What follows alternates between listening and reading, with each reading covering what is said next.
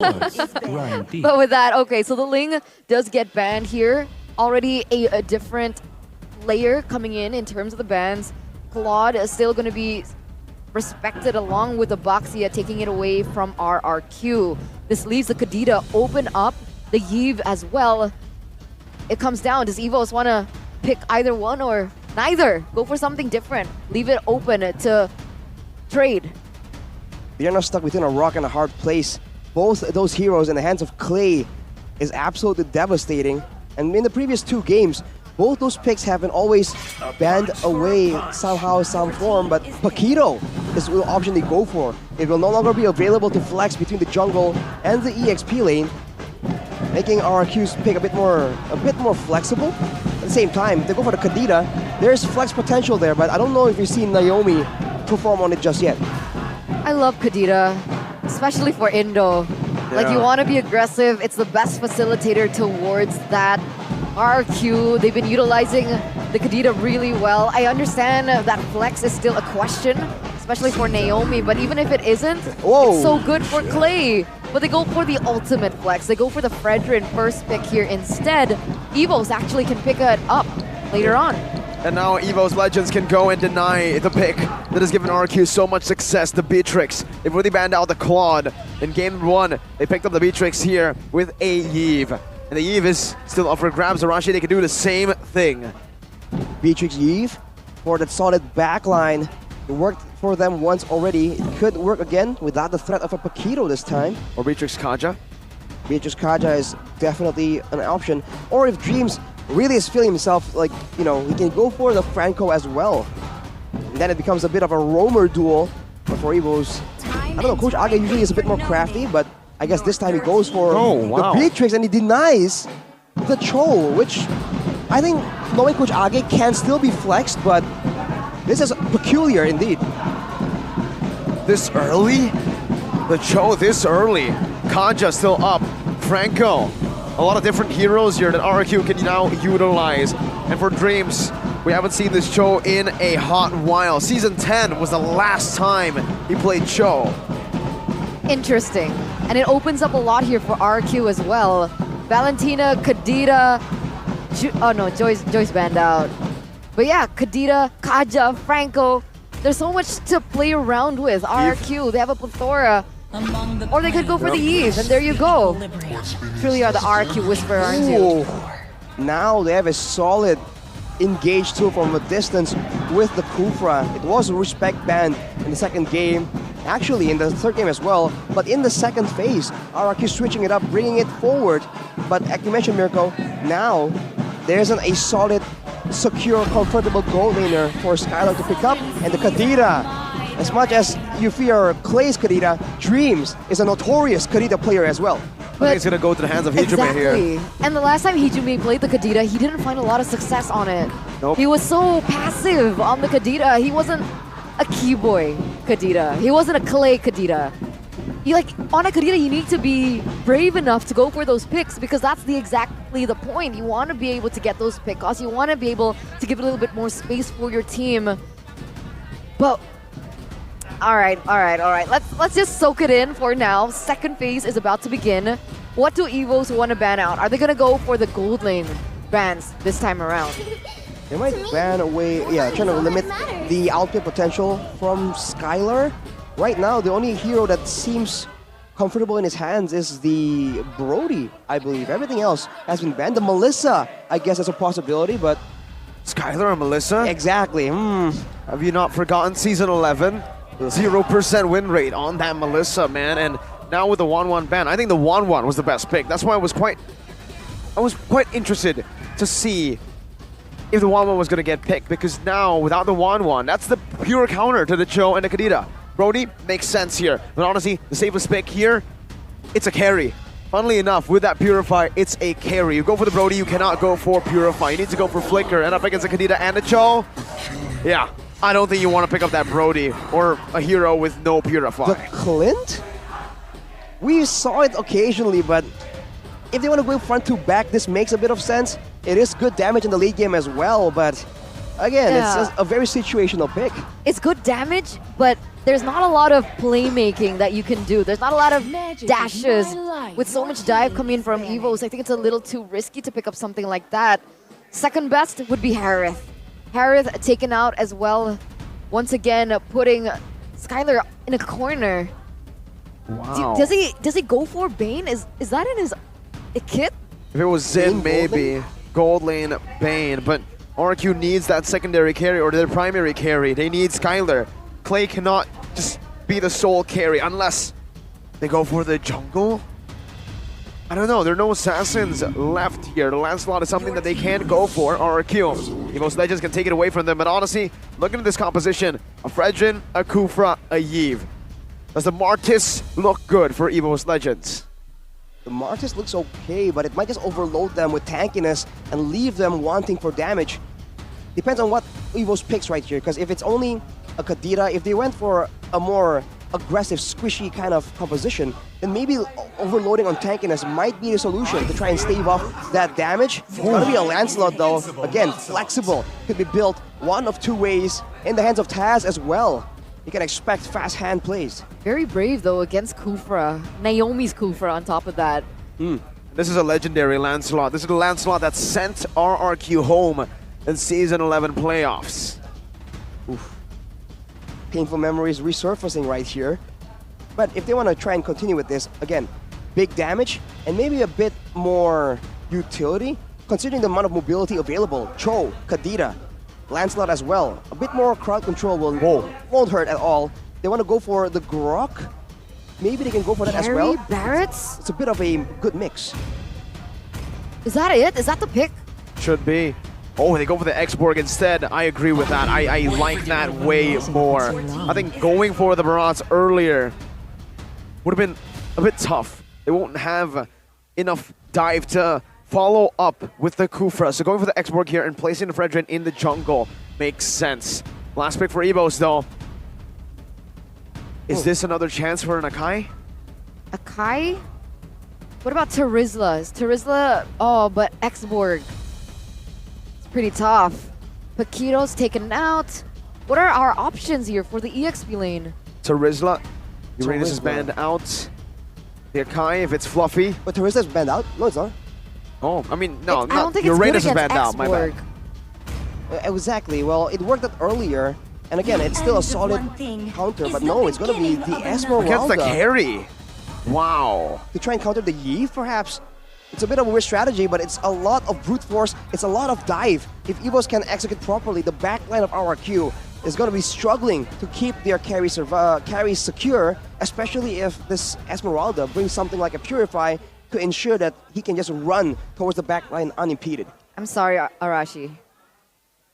What? That's all I'm gonna say. Oh no. I'm sorry.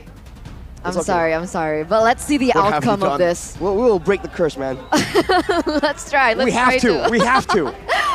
Oh man, even the audience, they're feeling it as well. The conclusion to the classic derby between Evos Legends and RRQ. It's gonna come back down to this final matchup. Both teams have finalized their opponent, their choice of gameplay, their strategies. Let's hope it's enough, because we all know both of these teams are dearly needed. And with that, for the final time, welcome to the Land of Dawn as we enter the Game 3, the last and final one of today. Man, two Purifies to respect the pickup potential from the side of RRQ. And right there, the only way they can counter the Esmeralda is to out-damage and shred her down. So in the early game, Skylar needs to make sure that he does not fall behind, and Naomi will be playing a huge role in ensuring that that will not happen. Hijume, he's already dealing a little bit of damage here on the opponent. Dreams opening up vision as well. In terms of emblems, wait a second, Naomi. Oh, nope. Lethal Wanderer picked up by Evos Legends per now. Honestly, Arashi, I have a big question here to ask you. Walk us through the decision of this Esmeralda pick. The Esmeralda, good sustain, good staying power, right? You can just keep trading again. Usually Uranus is an option, right? But since it's banned out, the Esmeralda back then used to be what is used to counter or match that kind of XP lane side pressure. And you can see in the lane against a Xborg, with a shielding you can spam out like that, you can actually be quite oppressive. With Taz coming in, seems like Banana is forced to give up several minions right here, and Fluffy immediately cuts it as well. One whole wave gone. Sorry, simplistic question here. Is the Viraga armor considered a shield? I don't think so. If it is, I'll be very, very surprised. But here, as you can see, RRQ, they're stuck just trying to respawn, trying to protect their side laners, even their mid laner, from the pick-off potential. Right now, with everyone from our Evos approaching level 4, this is where the going gets tough for RRQ. We'll have to see if they can hang on for dear life. Yeah, even despite that, right? It doesn't seem like RQ have a winning lane. Losing out on top, they have a little bit of advantage here in this next objective, but no contest from Evos whatsoever. First, is going to be able to get it.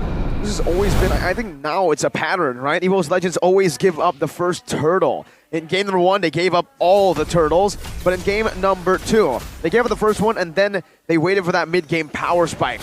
Now in the bottom lane, Naomi with a good Tyrant's Revenge onto Brands, forcing that flicker out.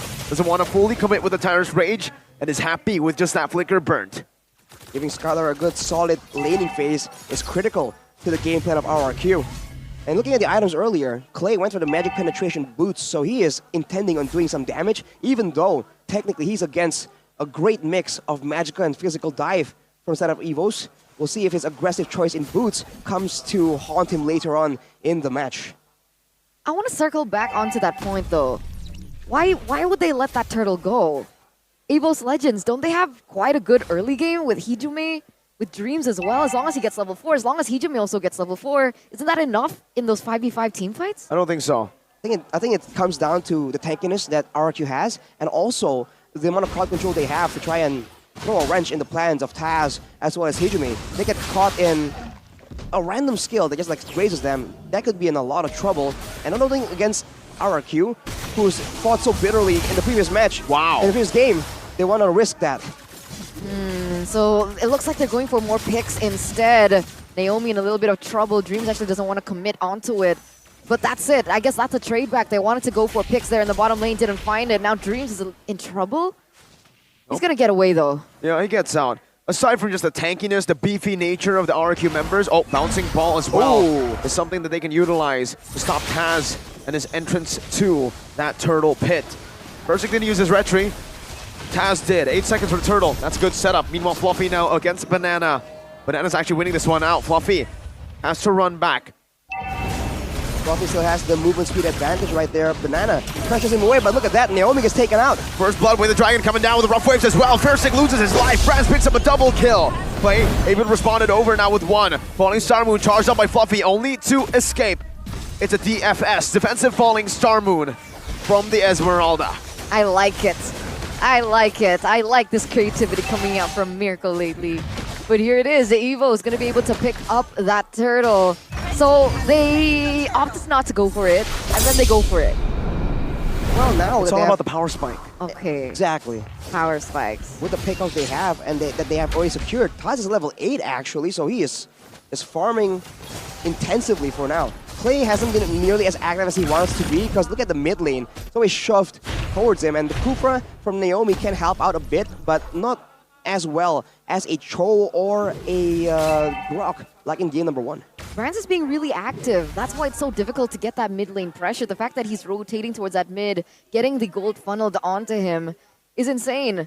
It's a little bit of a lead here, 500 already with a BOD as well. At the meanwhile, top side though. They're gonna go in, Banana under the turret. This should be Banana falling. 1 Thorn Rose, but he doesn't even need it. Just basic attacks, Banana to death. There should be a free turret up top, and RQ are looking to trade now in the bottom lane. With Naomi right there, it is successful. Evos Legends, they traded back with RRQ. Tier 1 up top for Tier 1 down below. Look how annoying Fluffy is. He's receiving quite a bit of damage there from Clay, but the fact that he's able to dish out that damage onto Versik, just really prevent that rotation from coming through. That's a huge factor now for Evos and to rotations to come. It's very reminiscent of the way Luke was playing for Geek Fam. At every single turn, he just keeps going to the mid lane, and that pressure overall just equalizes. And as you can see, the player's gold by Ube's gold, Taz and Bronze sticking out all the way up there at a 700 and 600 Wow. gold lead respectively. Taz even... Oh, Dreams looking for a pick off here. Taz, very fast maneuvers here. Very efficient as well. He's picked up the Hunter Strike, and his first item this game was actually a War Axe, Arashi. So I think it's a mix. We've seen full damage, we've seen semi, and now this is usually when you go for the semi build, it's War Axe into Thunderbelt. He has gone War Axe into Hunter Strike. A bit of a different build as well right here, just adjusting to the situation. Look at Dreams though. Oh, three-man Jikundo with a Dragon Flicker combo, but it's not going to be able to connect right there. Skylar is able to maneuver out. Real world manipulation now locking him down as Brands picks up a killing spree. Rough Waves taken out. Taz securing the turtle. It's a 1-for-1. Both roamers falling, but Evos Legends secure the neutral objective. Oh, that Happy spike doesn't to- connect. Hijume nearly gets that pick off, but oh my god, look how aggressive Taz is. Dishing out the damage. They don't really get a pick off, nor do they get that turret into the mid side. But at this point, it's still quite value here for Evos. Ooh, Thursday just unfazed against 3 members. That's the kind of tankiness Fredrin allows you to have. Right now, even though Evos is leading, actually building up to a solid 3k gold lead, they're feeling a bit of the pressure right here. They need to try and end the game because the late game from RRQ is a bit scary for sure for them to try and face in the late game, considering they have an assassin as well. We've seen Taz deliver on the late game assassins, but RRQ has seen it once. You know, full for it once, shame RRQ, but full for it twice. I forgot, I got it mixed up again. It's okay, Arashi. I never we get know, that correct. We know how tense it is. We know the situation right now for your team. Yeah, the full saying, whatever. Whichever. Yeah, it's okay, Rashi. It's fool me once and then fool me twice. But yes, it's okay. We get the gist of it, Arashi. It's all right. We got it. But Taz, does he get this orange buff away? Yep. Oh, whoa, Dreams. Whoa. I don't think he wanted to go under that turret. Or maybe he did. Persik's Dreaming coming. big. Persik versus Taz. 2 levels up. It's not even a 50-50. Taz picks it up, steals it away, and there is nothing that RQ can take around for the neutral objectives. There's something, however, to take up top. It's a turret, and Skylar takes it away. 1-0 and 1. Skylar versus Brands, who's level 11. Revenge and the Rage from Naomi. Locking Dreams down. He's still able to escape for a bit as Hijume comes up with the rough waves. They bring passion. Now popped in RRQ. They disengage. They are happy with just 1 pick. Yeah, and that's 1 pick in accordance to a Lord that's going to spawn in under 2 seconds. So RQ, they have a small window of opportunity that they can capitalize over here if Naomi doesn't get caught up first. Orange Storm has been used though, so Fluffy will not have that as a playmaking tool. But look at Taz. Look at how he's reading the movement from Skylar. Oh Phantom no! execution on the Skylar right now. Goes in with the puncture. 1 more shot, but Skylar is able to evade from it. He's used the Purify, and the Lord has been reset. Evos Legends, mainly Taz, has bought enough time for his roamer to respawn. And this isn't good for RRQ. Versic level 11, Taz 13. So, like you mentioned earlier on Whoa. at the buff tag, wait a minute, Dreams. Oh, wow, he flickers out of that. Now, he doesn't have the Jikudo. He's caught in the real world manipulation, but he's made it out so much. He's in the back with the rough waves right now as Fluffy joins in as well. Taz picks up the kill on the Versic. And this might be it, the free Lord over to Evos Legends. Brand's getting Banana down. Viraga armor taken out. 1 more hit for the mega kill for Mr. Bombastic, who has redeemed himself. Wow, 2-for-0 trade here for the side of Evos. It looks like RRQ, they're looking for a punish. Doesn't really find it as Evos pick up another Lord as well. Taz, the damage is insane. Oh, Dreams! Oh, not too sure about that one, Dreams. He wanted to go with the way of the dragon. Didn't find the angle, but I think it would still be worth it for him. He went in Jeet Kune Do, he lost his life. Evos got the tier 1. This is like RRQ. The fact that they are relying so heavily onto this carry, it's just difficult. Compared to Brands, who's just been free hitting in the back for all of these fights, Skylar is just getting zoned away by Thorn Roses, Falling Star Moons, and Rough Waves from the side of Evos. So he is just finding it very difficult to be relevant in the middle of these fights. The role of doing damage seems to be falling solely on Clay. Oh, Close. almost. I'm actually wondering how far Skylar has built in terms of his items and if he's caught up yet or not. I can actually look back, but I'm too lazy to. It's too far, I can't see it. But if RRQ can actually catch up in that gold, they might stand a chance here. Okay, finally we get to see it. So he has the corrosion.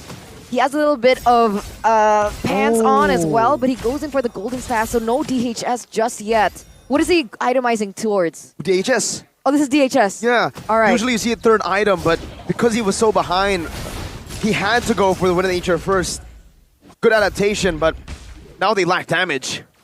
Well, they severely lack damage, and he just, even if he does have the items to output that kind of damage, can he even get in range securely enough without getting completely zoned out, or worse yet, picked up completely by Taz, who just picked up an endless battle. Yeah. It's going to be a good chunk of true damage buffing onto his basic attacks. The Evos, they are not wasting this gold advantage at all, but keep in mind, it's the same situation. High ground is available for RRQ. Oh, Naomi. Tyrant's Revenge and the Rage only on the Dreams right now, is able to escape from the onslaught coming in from the Kings. Evos Legends, they escape, they disengage, and they take it slow, pacing it down again for Dreams to come back. But that's exactly what they need to do, right? You're talking about the fact that they can't close the gap, especially for Skylar to deal out the damage. If Naomi's able to get a really good pick onto a certain and important member from the side of Evos, they can't really evade from it, then that definitely is a point for RRQ. But look at Evos just rolling the ball, getting another turret there in the bottom side, already pushing a lot more here in the top side as well, giving RRQ just so much homework to deal with, so much housekeeping before they go even try and think for an engage. For Evos, they're just doing really well, trying to make sure they maximize the vision game. You can see that even for Skylar and Clay, when they're trying to rotate and clear the waves, the jungle just never is safe. And that's making Naomi just show up a lot more often. And when the Kukra is visible, you know he's not charging up the Tyrant's Rage somewhere in the bushes. With the wave pushing for Evos in the gold lane, the Lord is up and RRQ, they are contesting for it. I don't know about this. For both teams, 6,000 gold lead in the 13th minute should still favor Evos Legends much more. Look at the split that they're doing though. 3 members. 3 of their core members are in the bottom lane. Brand's just playing for that mid lane, for that bottom wave as well. Are they trying to look for a turret down below? Is that the play? Well, with Skylar leaving the vicinity, this might be RRQ just backing away, or maybe just attempting an easy steal. Evos, though, they put 3 members right there, just waiting for someone to rotate past them, hoping for a free kill. Skylar now shows up. Evos will jump on Banana. Banana's Rage coming down. Good G Kundo on the way the Dragon, bringing Banana back to the team. Now he's able to dash away for a bit. He loses all of Viraga armor as the Namiru's Passion gets popped in. Now Fairsick, whoa, Appraiser's Wrath, dealing damage on the Dream, chunking him low. Fluffy now getting trended down with the real world reflection coming through, but Banana is taking low, but renders apathy. He draws the midst of it all, but RRQ outplayed it. Now Taz, once again on the back. He goes in, finds another. Banana with the last insanity, Dreams with the G Kundo flicker. But Evos Legends have come out on top. They've taken RRQ members low, and it's low enough for them to get the advantage to now go on the Enhanced Lord. Oh man, the turn of events that led to that point. Skylar was fancy feet. The amount of times that he dodged everything that was thrown at him. He was able to dodge Hijume, and then he was able to take him down. He was able to dodge, have the wand pop off at the right time when Taz was going in as well. I can't believe he survived that. My eyes was just, it was focused on Skylar. And I know Evos, they pick up that Lord, but how are Evos supposed to close the gap like that? For Evos, well, the simple answer is to use the neutral objectives. It's worked so far. Every time there's a Lord or something important that Evos can pressure RRQ to respond to, they have been using it to try and get a pick off, to get a dive in. And now with the Lord coming in, you can bet that with the Lord, when they reach the base of RRQ, they're going to try and attempt yet another pickoff. But with the high ground, with the carry actually having a lot of damage for the beefier members, including the Lord, by the way, they can probably clear this out, and Naomi will probably play it more defensively. That was a 10,000 gold lead for the Tigers. A conceal as well from Dreams. He spotted out. He wants to go for a G Kundo flicker, but it's all just zone Clay away. No RDM right now, nothing committed. Naomi with the Tyrant's Revenge, but Fluffy is able to purify out of it. Now the base turret in the mid lane taken out. Evos Legends still looking for more, but no, they don't. RRQ have defended, and Evos Legends respect it. They respect it, and they also get a tower in that mid lane for just more pressure onto RRQ here. Naomi might get caught. He's receiving a lot of damage from those members. They're still able to clear these waves, top, mid, and bot, so they only lose that mid lane. what's so annoying for RRQ right now is the fact that most of their goal difference isn't coming from kills. So shutdowns will help, but it's not the end-all solution for them. They're also lacking in control of the map, in the structures. If they don't make something happen, it's going to be so difficult. But until they reach the right power spike, they can't really go for a lot of engages like this. They're just so prone on getting dove on because Skylar is on such a vulnerable hero like the carry. Skylar just built the Malefic Roar, though. That's At this point, does it warrant a lifesteal item? Yeah, that's why. Yeah, Haas Claws? Very interested to see that. You're only doing true damage with your passive, but I guess it feels like it isn't enough penetration to actually get them low. I would have expected a Haas Claws, maybe even an Athena Shield here at this point of the game if he wants to survive, or a Bloodless Axe even. Look at the items for Clay. He also went for a full damage build. So watch as he will take a lot of damage if Dreams, or if Hijume can actually find the opening he requires to go into the back line. As of right now, we talk about how Evos now don't really do the split, spread apart kind of teamfight anymore. But in game number 1 and game number 3 right now, they're showing that is still very much their MOU. Yeah, which is great. You love to see it. Evos, the fact that they're able to do that, it actually gives them more space around the map. RRQ, they're looking for something. They're looking to funnel a little bit more onto their members, but they can't. And Hijume? Naomi, what? What happened to Naomi? Now in the back. Taz looking for the damage, but I see Immortality baits him in. Dreams with the way the Dragon Flicker combo, bringing Fairstick back as Fluffy zone Skylar away. Fairstick isolated, taken out. Brands buys the Rose Gold. Winners across the board. 2 for 0 for the Tigers. There's no Taz though, there's no Taz. RRQ, they have actually bought a little bit more time. Evos, no way would they want to commit onto this, right? Fluffy gets really low. Brands with the Runner's Apathy, Fluffy taken low, has the Immortality and a Winter Truncheon. He pops in a Winter Truncheon first, now Immortality gonna be popped in. Banana, in the midst of it all, Last Insanity popped in. Brands trying to deal damage to him. Dreams, oh, he's able to escape. Saves his Immortality for a while. But RRQ, despite having 2 members down, they have matched Evos' aggression. And now it's working in favor for Evos. Taz gonna be up in a few seconds. All they need to do is just to bait. No first sec. Look at the wave in the top side though. In the EXP lane, a massive wave is building for RRQ. So if they can pressure the Lord right now, Evos are the ones that have to fight at a disadvantage. With a carry available to them, they can very easily burst this Lord down and force the fight. You see a Fluffy on top? This might be the initiate they require. They don't see Hijume though. Hijume is looking for a flank for sure. We don't really know where Clay is just yet. They see Skylar for sure. And this Lord dance once again. Now they see Hijume. Fairstick knows where he's at. He's still holding on to the Lord though. Hijume has a chance to clear it out, to zone Fairstick away. Meanwhile in the mid lane, Renner's Apathy used up by Brands. Skylar's clearing it out, and Brands is matching it. Now Naomi jumps in, Fluffy able to use the Purify. Dreams looks for the back line, but it's going to be taunted down. Now locked up. Naomi with a Tyrant's Rage to lock Brands down. Hijume now in the back, but he loses his life. It's a Last Insanity from Banana to take Dreams out. Now it's Taz, run of the world. He goes in onto the Lord, but he loses his life. Now Taz gets out. Fairstick has taken the Lord. RRQ have taken the fight. Ooh, 4 members down. Taz very, very low, being chased as well. He will be able to escape, but look at the waves available to RRQ right now. It was building up before the Lord was even contested. Now they can use it to potentially take the base turrets. Taz is the only one left standing with 20 seconds left on the death timer. It looks like RRQ may take this one. Naomi with a play of his life earlier. Now Taz locked it down. The base wide open. The Kings of the Kings have reverse swept Evos Legends. Wow, they've done it. What a swift conclusion.